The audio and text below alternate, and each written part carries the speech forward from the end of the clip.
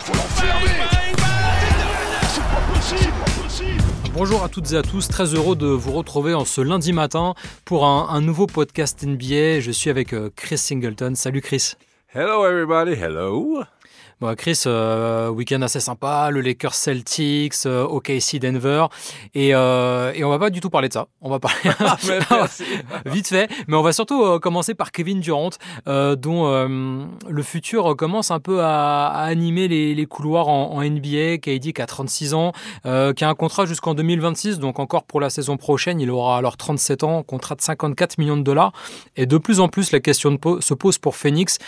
Est-ce qu'il faut le garder ou pas, sachant que le projet des Suns paraît quand même assez limité, voire totalement au point mort. Ils sont bloqués par le contrat de Bradley Beal qui a sa no trade clause. Kevin Durant qui touche beaucoup d'argent pour des résultats qui ne sont pas du tout là. Phoenix est 11e. Pourrait peut-être gratter la 10e place pour le play-in. Mais en l'état, en fait, on a l'impression que les Suns ne vont absolument nulle part avec cette équipe. Ouais, mais je pense que le premier constat à faire, c'est que Kevin Durant fait une super saison. Il n'a pas perdu quoi que ce soit à son efficacité. Il est probablement un des meilleurs marqueurs de l'NBA encore. Et voilà, c'est un joueur qui a toujours son niveau. Donc effectivement, il y a plein de questions qui se posent. Je pense que lui, il a compris, surtout avec le trade de Doncic. Il a entendu des rumeurs vis-à-vis de lui. Et quand on connaît un petit peu l'homme, il a dit bien haut et fort, moi je vais partir à mes termes à moi. C'est pas une équipe qui va dire on va te trader là-bas ou dans un autre endroit, même s'ils ont le droit, parce qu'il n'y a pas un no trade clause. Il aura aussi le droit de ne pas prolonger un an plus tard. Voilà, il a sur le droit, ça c'est un peu le risque pour les équipes qui vont essayer d'aller le chercher. Est-ce qu'il peut le prolonger ou pas? Parce que louer Kevin Durant pour un an, effectivement, ça peut être intéressant. Mais ce qui est clair, c'est que Kevin Durant, je pense que lui, dans sa tête, il veut encore une chance de gagner une troisième bague. Donc, il se dit, je n'irai pas dans une équipe qui sont en construction ou qui n'ont pas une capacité d'être compétitifs pour aller jouer le titre. Donc, je pense que ces éléments-là vont être le plus important. Et puis, Kevin Durant, il a prouvé par le passé que il en avait un peu rien à faire de ce qu'on disait de lui, parce que quand il signe aux Warriors, c'est une décision qui est impopulaire pour plein de fans. Ça ne l'a pas empêché d'aller là-bas et de gagner ses 2 bagues, d'être MVP des finales à 2 reprises. Donc en fait, évidemment qu'il va choisir ce qu'il y a de mieux pour lui, mais il va surtout choisir pas en fonction de ce que pensent les autres, même si parfois on a pu penser le contraire de sa part. Il y attache peut-être de l'importance, mais il aura peut-être aussi envie de prendre le contre-pied de ce qu'on pense qu'il va faire. Non, mais c'est ça, on l'a déjà lu sur les réseaux sociaux. On sait parfaitement bien que lui, il est toujours très honnête. C'est un garçon, un homme qui est propre au niveau basket. Son jeu n'a pas changé. Il a des outils vraiment que peu de joueurs ont et qu'il y a beaucoup de joueurs qui essayent de reproduire. Donc on voit les jeunes, avec les fameux pull-up, le step back, toutes ces choses que Kevin Durant fait, avec la confiance qu'il le fait. Donc à partir de là, j'ai dit, il est propre niveau basket. Étant homme, il est propre aussi. Bon, il fume un petit peu de moquette de temps en temps, mais tout le monde le sait. Mais c'est pas à tort. Pour lui, il est très honnête avec tout ce qu'il fait. Donc effectivement, je pense qu'il a besoin vraiment d'aller dans un endroit avec une concertation, non seulement avec son propriétaire à Phoenix, mais une équipe qui va s'intéresser à lui, qu'il a des garanties quand même dans la solidité du projet. Il n'ira pas n'importe où. C'est ce qu'a laissé un peu filtrer Phoenix, c'est qu'ils vont quand même, si trade il y a, ils vont discuter avec lui pour savoir si la destination qui lui est proposée lui plaît et si finalement aussi l'équipe qui va l'accueillir aura une chance de le re-signer, parce que c'est vrai que louer Kevin Durant pour un an, ça peut être très bien, mais ça peut aussi être insuffisant si on est en contrepartie, on échange des joueurs, des pics de draft. Ce qui est très clair aujourd'hui, que Phoenix, enfin, admet que leur projet était un flop. Bradley Beal, c'était une grosse erreur. L'association Durant, Booker et Bradley Beal n'a pas été suffisant pour aller jouer le titre. Il pensait le faire. Le propriétaire a dit haut et fort, voilà, on prend ces joueurs-là pour jouer le titre. Mais dans un monde aujourd'hui, l'NBA, où un Big Three ne suffit plus, il faut une équipe. Et ça, vraiment, ils n'ont jamais pu construire quelque chose autour de ces joueurs-là.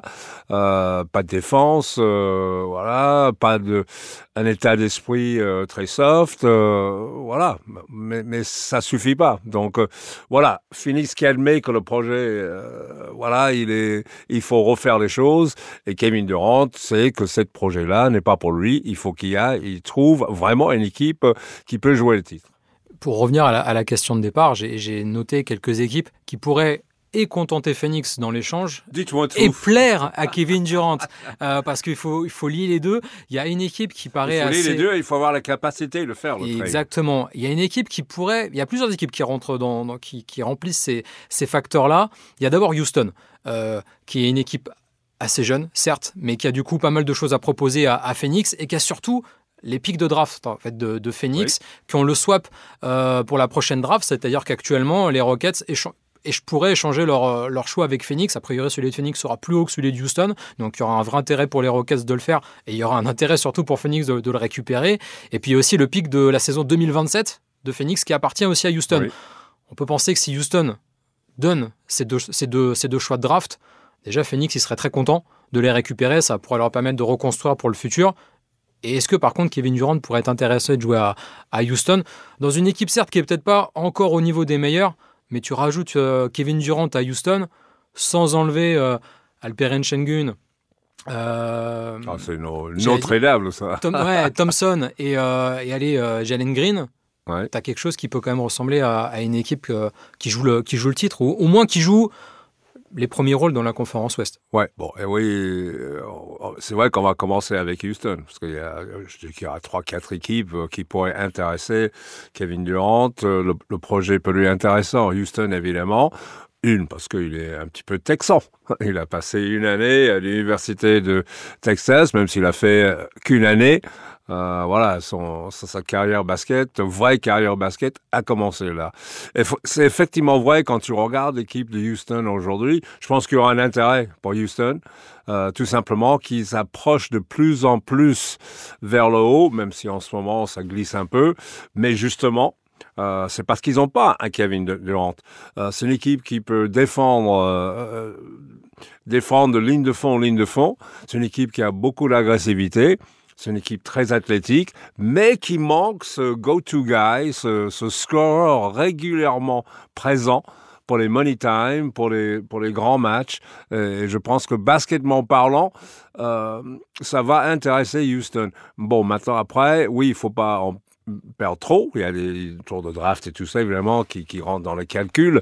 Il peut éventuellement bouger Dylan Brooks. Je pense pas que c'est un no-trade guy. Ça peut aider Phoenix aussi, qui a besoin défensivement des choses.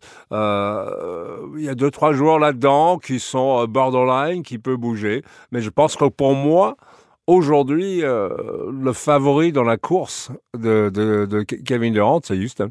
Il y a aussi autre chose qui peut rentrer en jeu, c'est que bon, alors Kevin Durant a gagné beaucoup d'argent dans sa carrière, mais dans le cas où il veut prolonger à Houston, c'est que les impôts au Texas aussi. Tu vois, si ça se joue sur pas grand-chose, ça peut faire encore plus pencher la balance. Tu vois. On écoute le discours de l'homme. Hein. Il est dans la phase de sa carrière. Il va bientôt avoir 37 ans.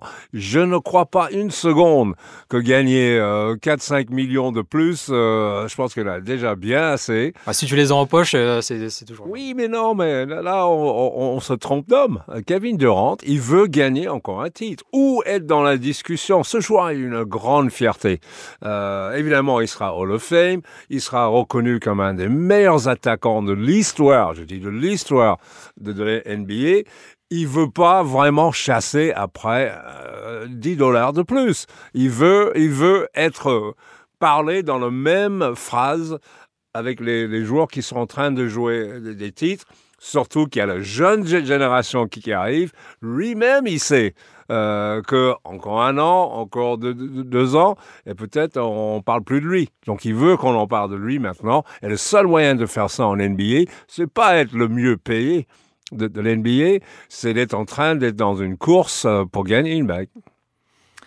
Bon, il y a une autre équipe, alors ça casserait Internet, forcément, tu t'en doutes un peu, c'est le Thunder. Il y a du pour, il y a du contre. Ouais. Il est parti en 2016 du Thunder dans les conditions qu'on connaît pour Golden State. Sur le papier, le Thunder, en cas d'échec, tu vois, cette saison, dans la quête du titre, en cas d'échec, est-ce que Sam Presti, il se dit pas, il a des pics de draft, il a plein d'assets, des jeunes joueurs qui pourraient plaire à Phoenix, tu vois, les Aaron Wiggins, les Isaiah Joe, les Cason Wallace. Tu peux proposer plein de choses. Si tu te plantes cette année pour le Thunder, est-ce qu'il n'y a pas un moment où tu te dis, allez, je tente Kevin Durant, et là, tu alignes Shai Gilgeous-Alexander, Jalen Williams, Chattel Graham, Hartenstein et KD. Bon, je vais commencer par vous dire, je ne crois pas une seconde.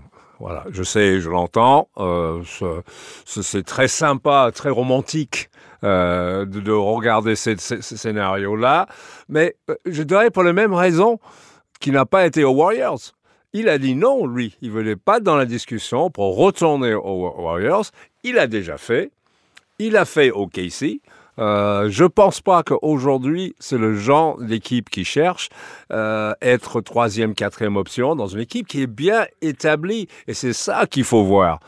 Shai Gilgeous-Alexander, c'est le visage de la franchise, c'est le go-to guy, c'est le number one, c'est lui qui prend 30 shoots, il n'y aura pas un autre. Jalen Williams, son lieutenant, et option numéro 2.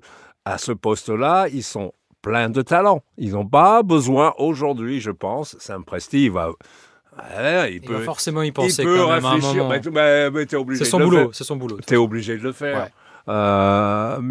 Mais je ne pense pas. OKC est sur une trajectoire que je ne pense pas vraiment est inclus aller chercher un superstar de 36 ans. Je ne crois pas. Ce n'est pas leur profil. Ce n'est pas la timeline, effectivement, du Pour moi, du non, Thunder. ils sont sur une trajectoire. Prendre Kevin Durant change le trajectoire. Ça veut dire que tu cherches un quick fix, tu veux quelque chose rapide. Ils sont dans leur progression. Ils montent de plus en plus.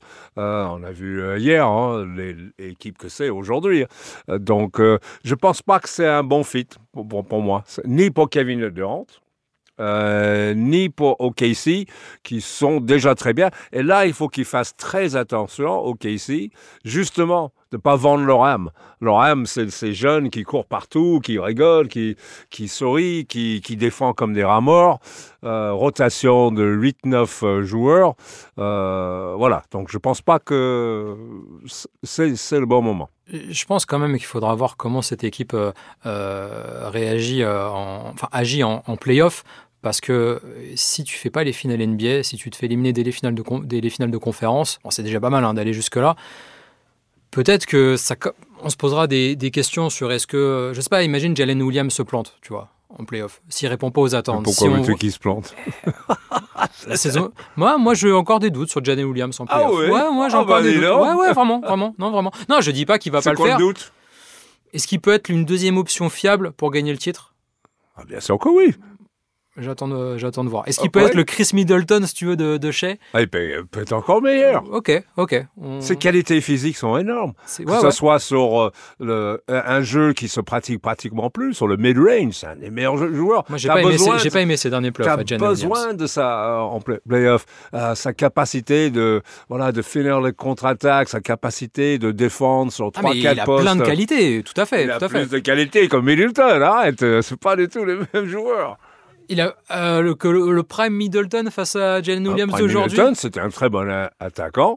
Il faisait pas les choses qu'il fait Jalen Williams aujourd'hui. Il ne faisait pas les mêmes choses, mais il mettait on verra si Jalen Williams met les shoots qui comptent en playoff. Voilà, le preuve est dans le pudding. Ouais, on prend avant le manger, tu sais pas ce qu'il y a dedans. Exactement. Ouais, bien sûr. Moi, il y a une autre équipe qui me plaît, enfin 2 autres équipes qui me plaisent. Alors là, ça paraît un peu plus compliqué, mais pourquoi pas Denver? Récupérer Kevin Durant. Tu as parlé tout à l'heure de fumée. On sait que dans le Colorado, la législation... c'est gratuit. La législation, c'est toi qui as commencé, du coup je continue. La législation est assez flexible, souple, on va dire, sur ça. Et non, mais tu vois, Denver, Michael Porter Jr., pourrait être un joueur qui plairait, tu vois, à Phoenix.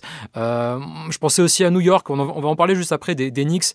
peut-être que le projet, tu vois, effectivement, avec les Knicks, il a atteint un plafond et que Kevin Durant, ça pourrait rebooster tout ça parce que actuellement New York est à la porte, si tu veux, j'ai presque envie de dire des finales, mais en même temps, il y a un plafond de verre. Il semble y avoir un plafond de verre pour eux, comme pour les Bucks actuellement. Donc voilà, c'est des équipes qui me plairaient. Après, on peut en citer d'autres comme Miami, surtout Miami, mais ça paraît un peu moins probable parce que le projet n'est pas du tout au même stade. Ouais, Denver pour moi c'est non. Je pense pas que c'est le genre de franchise qui pourrait intéresser Kevin Durant, même si l'accessibilité à certains produits, c'est très bien. Si tu veux jouer le titre, rejoins Jokic. Oui, mais c'est pas avec Kevin Durant ils vont le faire. Je pense pas qu'ils vont collectionner les superstars ou les ex-superstars de 35, 36 ans. J'ai pris Westbrook, ils vont pas collectionner encore. C'est ça que j'avais pas pensé, la réunion Westbrook, KD dans le Colorado. That's a no. Ils ont même évolué s'ils font semblant. Ils ont grandi les deux. Ils font semblant, et puis c'est tout à fait normal, voilà, d'avoir des bonnes relations aujourd'hui, mais il reste toujours un petit peu de résidus de quand même le fait qu'ils n'ont pas gagné le titre, hein, donc et tout le monde est parti. Donc par cela, non, je pense pas Denver. Je pense que vraiment les candidats sérieux après ça, je pense que Dallas, il faut en penser parce que eux, ils sont dans une situation où ils ont une fenêtre, avec le trade qu'ils ont fait, ils ont une fenêtre de 2 ans à peu près. Ils ont pris Anthony Davis, voilà, c'est pas pour gagner dans 5 ans. Eux, il faut que ça soit ou l'année prochaine ou l'année après, sinon ce trade pour Luka Doncic n'a pas été bon. Kevin Durant, qui peut arriver, qui va être un score, encore une fois, régulier, qu'ils ont besoin. Ils ont besoin dans cette équipe-là. Leur raquette est blindée. Ils vont être obligés quand même de lâcher les choses. Peut-être Klay Thompson, parce que Klay Thompson, on voit de plus en plus, ne s'identifie pas du tout avec cette équipe de Dallas. Donc pour moi, c'est en Texas aussi, ça on continue. Et lui sera vraiment le patron, le chef, en espérant que Kyrie Irving revient de sa blessure. Kyrie Irving et Kevin Durant. Kyrie Irving aussi, je mets dans l'histoire de basket NBA un des meilleurs attaquants. Donc voilà, tu peux réunir ça. Si physiquement ça va, ça peut être une idée. Une autre équipe qu'on n'en parle pas, mais je pense aussi qu'ils vont être quand même dans la discussion, c'est les Knicks. Les Knicks, ils sont à un joueur vraiment de faire quelque chose. On voit que Brunson, il est obligé de soulever beaucoup de poids. Ils ont besoin d'un scoreur à côté de lui. Kevin Durant, c'est le mecca du basket NBA. Ça va lui intéresser, évidemment. C'est pas loin de Washington, D.C., où il est natif. Et non, je pense pas une seule seconde qu'il va aller chez les Wizards.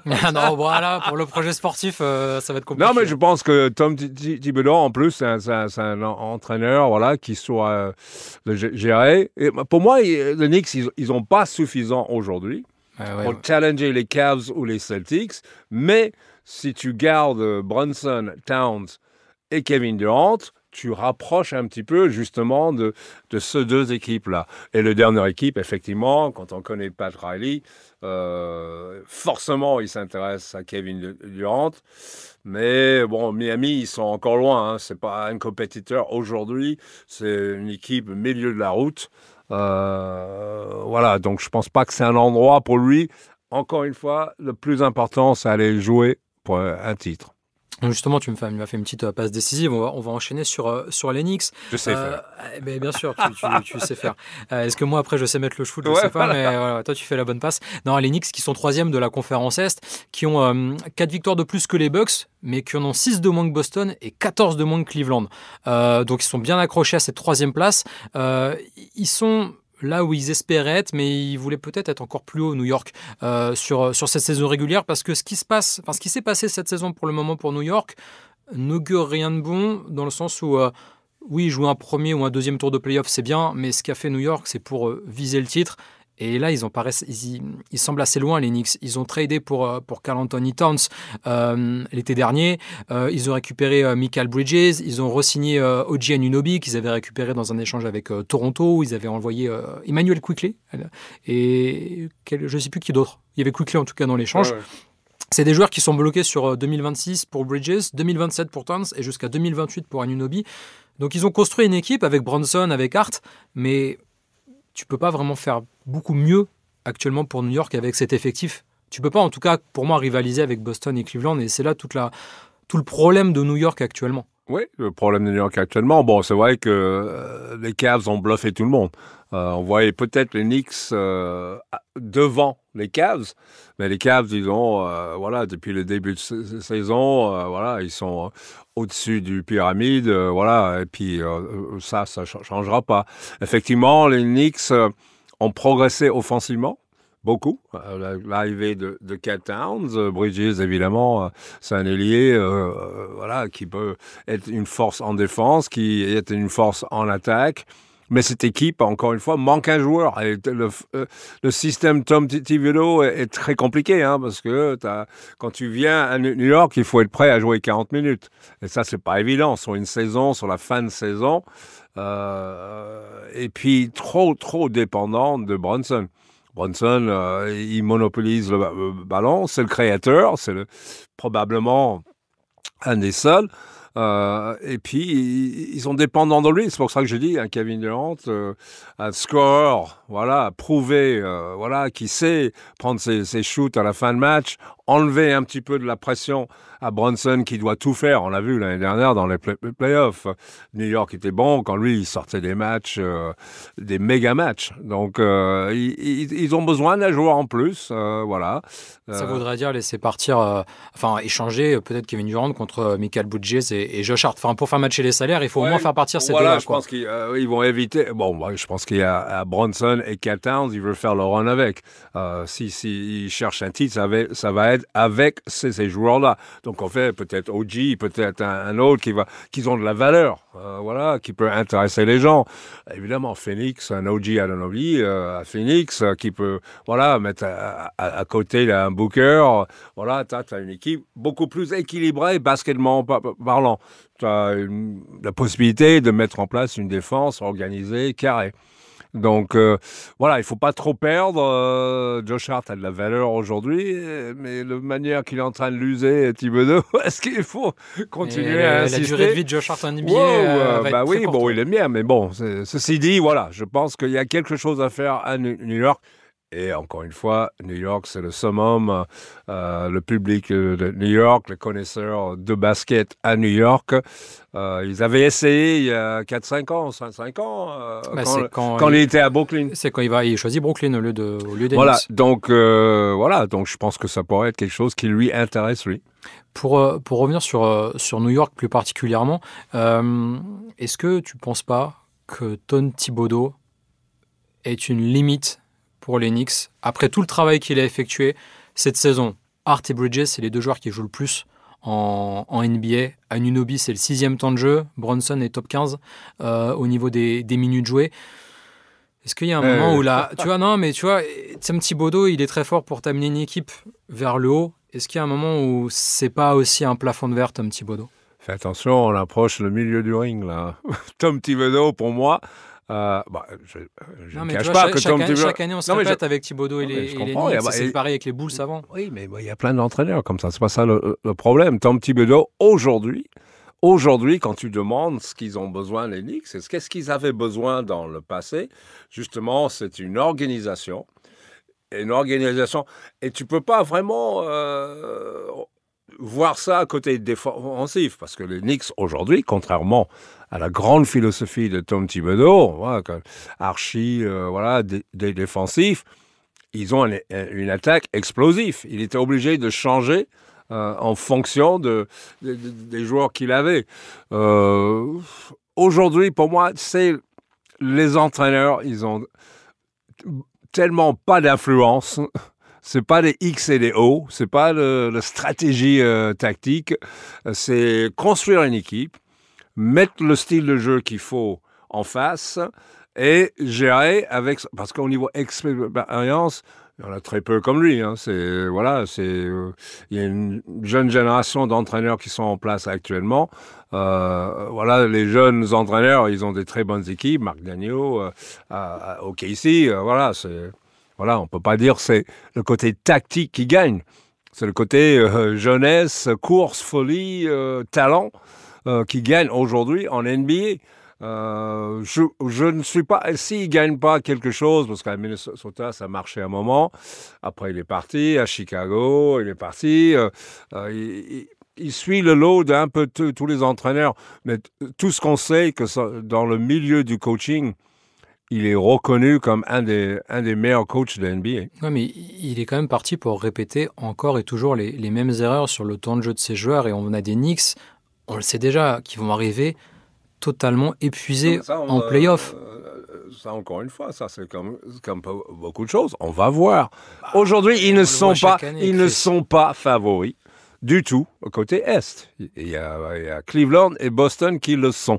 Donc maintenant, ils vont avec les armes qu'ils vont avoir, et surtout, il faut que Brunson soit rétabli, il faut que Cat Town soit en forme, il faut qu'il y ait une vague qui arrive dans cette fin de saison. Avec leur public, il peut l'enclencher, mais moi je pense qu'il faut jouer avec leurs armes. Si c'est jouer les joueurs, moi je suis contre cette idée de dire voilà, il faut pas qu'ils jouent. Tu parlais de Marc Daigneault. Marc Daigneault, il ouvre beaucoup son banc, il joue à 9 le Thunder. Oui. Bah oui, mais le Knicks, ils le font c'est leur basket. C'est leur basket, mais Thibodeau, et c'est son basket d'avoir des joueurs qui sont totalement cramés. Il ouvre son banc, mais qui joue la plupart des minutes, c'est Shai Gilgeous-Alexander. Il va pas mettre son meilleur joueur sur le banc. Il fait des rotations avec des joueurs qui sont pas 5 étoiles, c'est des bons joueurs, mais il les inclut dans le système, c'est-à-dire pressing tout le terrain, course, contre-attaque, utilisez votre jeunesse, votre fugue. Ça, oui, il y a une rotation de 4-5 joueurs qui step up. Mais ça ne change pas l'option numéro 1 qui joue 35-40 minutes. C'est Shai Gilgeous-Alexander qui prend 30 shoots. C'est lui où ça tourne autour.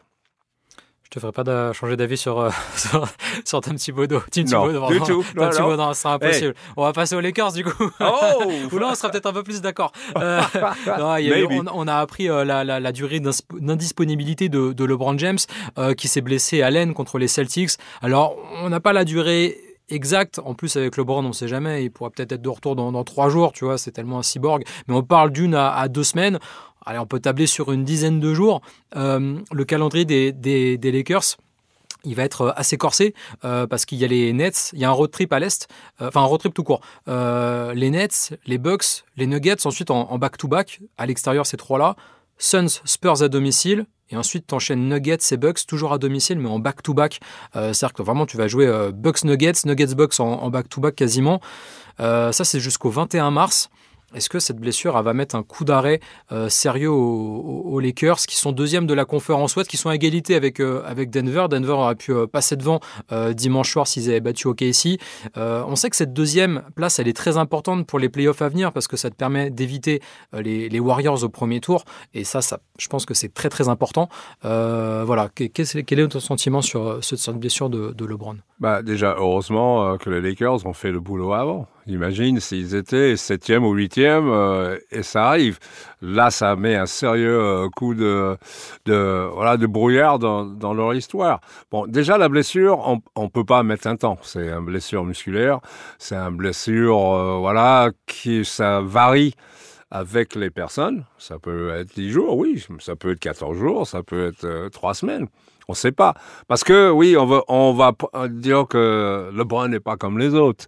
Mais avec des blessures comme ça, il est comme les autres. Et non seulement il est comme les autres, il a 40 ans.